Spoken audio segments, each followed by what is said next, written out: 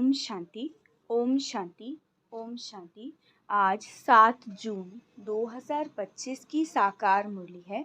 मीठे बच्चे, तुम अभी पुजारी से पूज्य बन रहे हो।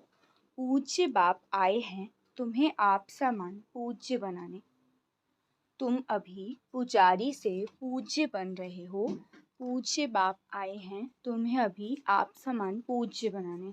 मतलब भगवान हमको जो डायरेक्शन देते हैं और जो गुण और शक्तियाँ प्रदान करते हैं, उससे हम देवी देवता मिसल बनते हैं और फिर जो हमारे कर्म है वो एलिवेटेड हो जाते हैं, फिर उनकी पूजा होती है आगे चल के। प्रश्न है, तुम बच्चों के अंदर कौन सा दृढ़ विश्वास है? उत्तर, तुम्हें दृढ़ विश्वास है कि हम जीते जी बाप से पूरा वर्षा लेकर ही छोड़ेंगे। बाबा की याद में ये पुराना शरीर छोड़ बाबा के साथ जाएंगे। बाबा हमें घर का सहज रास्ता बता रहे हैं। तुम बच्चों के अंदर कौन सा दृढ़ विश्वास है? तुम्हें दृढ़ विश्वास है कि हम जीते जी बाप से पूरा वर्षा लेकर छोड़ेंगे। बाबा की याद में रह पुराना शरीर छोड़ के उनके साथ जाएंगे। बाबा हमें घर का सहज रास्ता बता रहे हैं। गीत है ओम नमः शिवाय। ओम शांति। अच्छा मीठे मीठे सिखी लदे बच्चों प्रति माता पिता बाप दादा का याद प्यार और गुड मॉर्निंग। रूहानी बाप की रूहानी बच्चों को नमस्ते।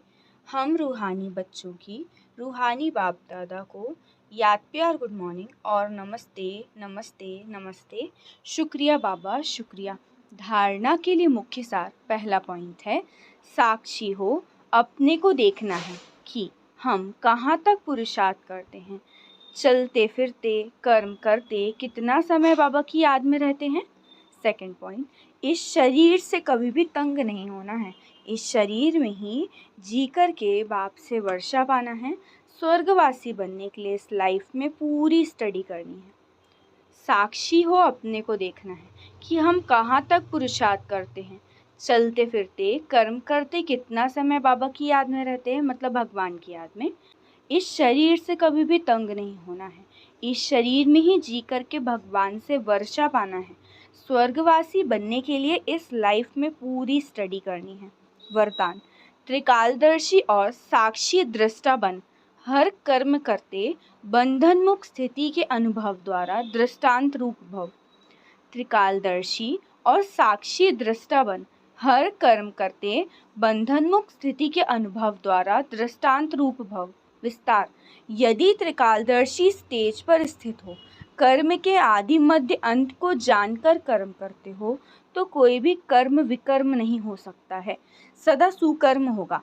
ऐसे ही साक्षी दृष्टा बन। कर्म करने से कोई भी कर्म बंधन में कर्म बंधनी आत्मा नहीं बनेंगे।